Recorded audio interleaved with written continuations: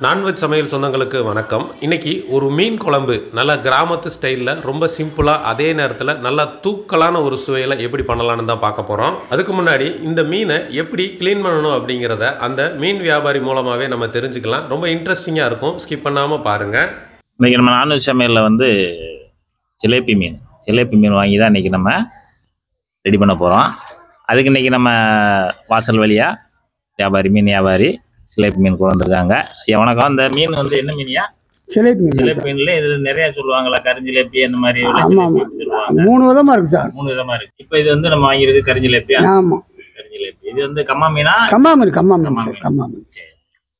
Taste நல்லா இருக்கும். அருமையா இருக்கும்.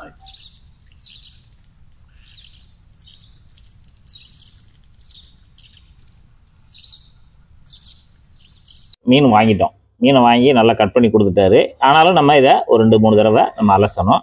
இப்போ நம்ம மீனை வந்து நல்லா அலசணும்.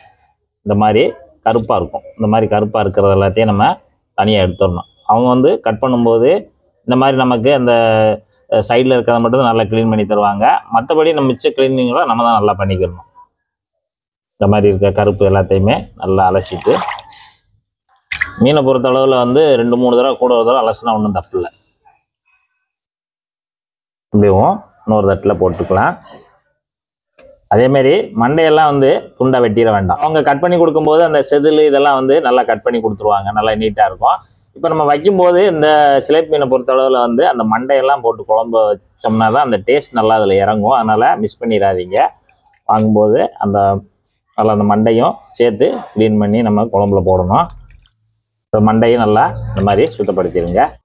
இப்போ இதே போல் இருக்கிற எல்லா துண்டுகளையும் நல்லா சுத்தமாக கழுவிட்டு 2-3 தடவை கழுவிட்டு நம்ம தனியாக எடுத்து வந்துடலாம். இப்போ நம்ம 3ஆவது தண்ணியில் கழுவுறோம், அவ்வளோதான். இப்போ நல்லா தண்ணி வந்து கொஞ்சம் கூட தண்ணி இல்லாத அளவுக்கு நல்லா சுத்தமாக உதறிட்டு தனியாக பிளேட்டில் மாற்றிடலாம். இப்போ நல்லா சுத்தம் பண்ணி எடுத்து வச்சாச்சு. கழுவி எடுத்துகிட்டு வந்த மீனை ஒரு மசாலா போட்டு விர வைக்க போகிறோம். தூளுப்பு ஒரு 1/2 டீஸ்பூனு, மஞ்சள் தூள் ஒரு 1/2 டீஸ்பூனு, தனி மிளகாத்தூள் ஒரு 1/2 டீஸ்பூன். இதை போட்டு நல்லா அந்த மீனில் விரைவி கொடுத்துருங்க. இப்போ நம்ம க்ளீன் பண்ணிட்டு வந்த உடனே இந்த மாதிரி நம்ம இந்த உப்பு, மஞ்சள் தூள், மிளகாத்தூள் போட்டு இப்படி விரைவி வச்சிட்டோம்னா அடுத்து நம்ம மசாலா ரெடி பண்ணி வைக்கிற வரைக்கும் அந்த மீனும் உலர்ந்து போகாது. நமக்கு அந்த காரம் உப்பு எல்லாம் நம்ம மீனில் நல்லா ஊறி போயிருக்கும். அப்புறம் நம்ம மசாலா ரெடி பண்ணி குழம்புக்கு வச்சோடனே போடும்போது டேஸ்ட் நல்லா சூப்பராக கிடச்சிடும் நமக்கு ஒரு மீன் குழம்பு. இப்போ நல்லா விரைவி வச்சாச்சு. அப்படியே நல்லா அது வாட்டில் ஊறிக்கிட்டே இருக்கட்டும். நம்ம மசாலா ரெடி பண்ணுற வரைக்கும். மசாலா ரெடி பண்ணுறதுக்கு இப்போ வதக்கிறதுக்காக இந்த மாதிரி ஒரு கடாயில் எண்ணெய் 2 டேபிள் ஸ்பூனு கடலெண்ணெய் சேர்த்துருக்கோம். கடலெண்ணெய் இல்லை நல்லெண்ணெய், இதுதான் நமக்கு அந்த குழம்புக்கு டேஸ்ட் நல்லாயிருக்கும். இப்போ நான் 2 டேபிள் ஸ்பூனு கடலெண்ணெய் சேர்த்துருக்கேன். எண்ணெய் சூடாகட்டும். சூடானோடனே இங்கே சின்ன வெங்காயம் நம்ம 1 கப்பு வெட்டி வச்சுருக்கேன். கிட்டத்தட்ட ஒரு 200 கிராம் இருக்கும்.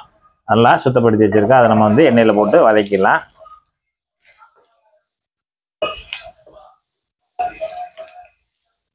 பொதுவாகவே நம்ம மீன் குழம்புன்னு எடுத்துக்கிட்டோம்னா சின்ன வெங்காயம் தான். அந்த சின்ன வெங்காயம் எவ்வளோ சேர்க்குறோமோ அவ்வளோ டேஸ்ட்டு. ஏன்னா இது குழம்பு வந்து மீன் குழம்புக்கு வந்து நிறைய சேர்மானம் ஜாஸ்தி தேவைப்படாது. ஆனால் சேர்க்குற சேர்மானத்தை வந்து கரெக்டாக சேர்த்துட்டோம்னா அந்த மீன் குழம்பு வாசமாகவும் நல்லா சுவையாகவும் அருமையாகவும் இருக்கும். இப்போ நம்ம வெங்காயம் வதங்கிக்கிட்டு இருக்கு. இப்போ ஒரு 10 பல்லு பூண்டு, பெரிய பல்லு பூண்டு 10 பல்லு பூண்டு எடுத்து நல்லா 2 கட் பண்ணி வச்சுருக்கோம். அதையும் நம்ம இந்த எண்ணெயில் போட்டு வதக்கலாம். நல்லா வெங்காயமும் பூண்டு நல்லா வதங்கிட்டு இருக்கு. 2 கொத்து கருவேப்பிலை அதையும் உருவி போட்டுருங்க.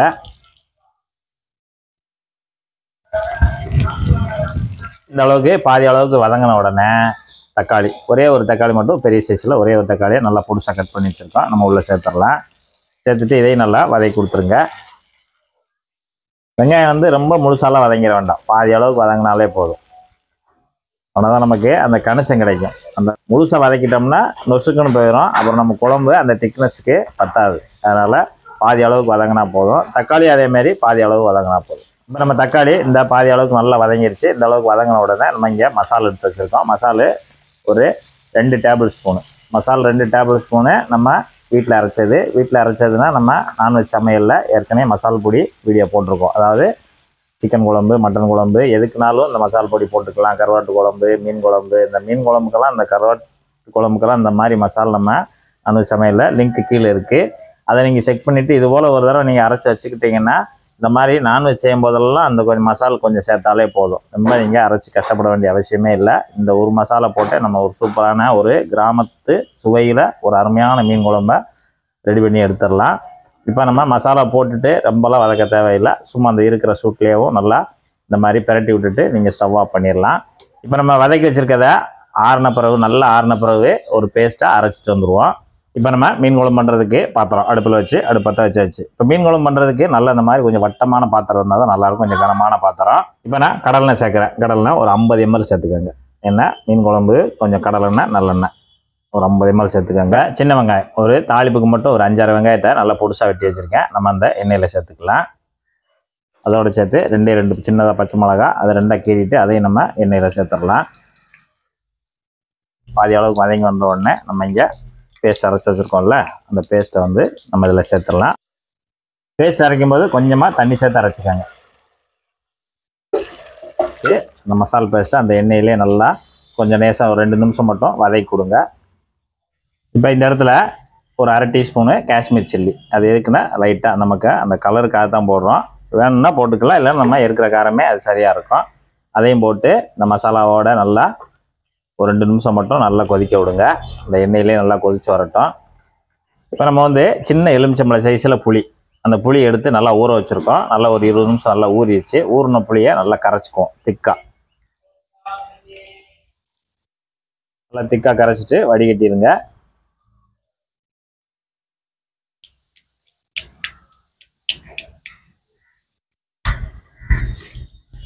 புளிக்கரைசல் கரைச்சாச்சு. இப்போ கரைச்சதில் தண்ணி வந்து நம்ம மொத்தமாக சேர்க்க போகிறோம். கிட்டத்தட்ட புளிக்கரைசலோடு சேர்த்து தண்ணி 1/2 லிட்ரு, மொத்தம் 1/2 லிட்டர் தண்ணி. இப்போ தான் நம்ம தண்ணியை சேர்க்க போகிறோம். இந்த புளிக்கரைசல் தண்ணியை அப்படியே நம்ம உள்ளே சேர்த்துடலாம்.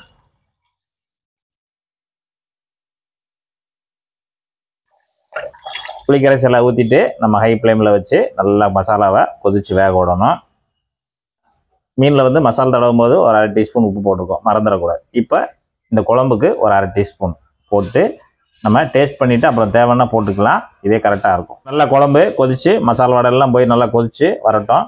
மசாலாவோடு சேர்த்து நல்லா கலந்து விட்டு ஒரு 5 நிமிஷம் நல்லா மசாலா வந்து நல்லா கொதிச்சிடணும் போகிறோம். இப்போ நல்லா நமக்கு மசாலா சூப்பராக ரெடி ஆயிடுச்சு. ஒன்று மீன் எடுத்து உள்ளே இறக்கிடலாம். ஒரு பீஸாக எடுத்து அப்படியே மெதுவாக வச்சுருங்க. இப்போ நம்ம மீனெல்லாம் இறக்கிட்டோம். மீனெல்லாம் இறக்கணுன்னே அடுப்பு ஹை ஃப்ளேமில் தான் இருக்குது. மீனெல்லாம் இறக்கிட்டோம். இறக்கின உடனே அந்த சூடு வந்து கப்புன்னு உட்காந்துரும். அதனால் கொஞ்சம் நல்லா லேசாக சூடு ஏறி லேசாக ஒரு கொதி வரும்போது நம்ம அடுப்பை சுருக்கிக்கலாம். இப்போ மசாலா வந்து நம்ம தேவையான அளவு வச்சுக்கலாம். தண்ணி வேணுனாலும் இன்னி நம்ம ஒரு 200 ml சேர்த்துக்கலாம். ஒன்றும் தவறு இல்லை. அந்த ஹை ஃப்ளேமில் வச்சு லைட்டாக அந்த மாதிரி பபுள்ஸு அந்த குழம்பு கொதித்து வரும்போது நம்ம அடுப்பை வந்து மீடியமுக்கு மாற்றிடுங்க. மீடியமுக்கு மாற்றிட்டு ஒரு மூடி போட்டு நல்லா ஒரு 5 நிமிஷத்துலேருந்து ஒரு 7 நிமிஷம் வரைக்கும் நல்லா அந்த மீடியம் ஹீட்லேயும் பொறுமையாக அந்த மீன் துண்டுகள்லாம் நல்லா வெந்து வரணும். இப்போ மூடி போட்டு 3 நிமிஷம் ஆச்சு. அப்படி திறந்துட்டு லேசாக அங்கிட்டு நகட்டி மட்டும் கொடுங்க. மீன் துண்டு போட்டாச்சுன்னா கரண்டியை போட்டு சும்மா அதில் போட்டு உழப்பக்கூடாது. அப்படி லேசாக அங்கிட்டுக்கிட்டோம் நல்லா திருப்பி விடுங்க. அது 2 பக்கம் நல்லா வெந்து வரட்டும். இப்போ நம்ம மீன் துண்டுகளை போட்டு கிட்டத்தட்ட ஒரு 6லேருந்து 7 நிமிஷம் ஆச்சு. நல்லா கொதிச்சு சூப்பராக ரெடி ஆயிடுச்சு. அந்த மீன் துண்டுகள்லாம் நல்லா அருமையாக வெந்து அப்படியேவும் பஞ்சு மாதிரிக்கு நல்லா வெந்துருக்கு. இப்போ நமக்கு சூப்பரான வாசமான ஒரு மீன் குழம்பு தயாராகிடுச்சு. இப்போ இந்த ஸ்டேஜில் வந்து நம்ம அடுப்பை ஆஃப் பண்ணிடலாம்.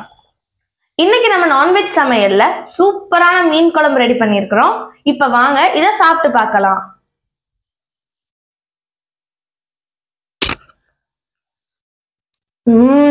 சூப்பரா இருக்கும். இப்போ நம்ம மீனை சாப்பிட்டு பார்ப்போம். மீனும் சூப்பரா வெந்து டேஸ்டா இருக்கு. நீங்க நெக்ஸ்ட் மீன் குழம்பு வச்சீங்க அப்படின்னா இந்த மெத்தட்ல செஞ்சு பாருங்க. சிம்பிளா டேஸ்டா இருக்கும். இதே மாதிரி செஞ்சு பார்த்துட்டு எப்படி இருந்துச்சு டேஸ்ட் அப்படின்றத கமெண்ட்ஸ்ல சொல்லிருங்க. நன்றி.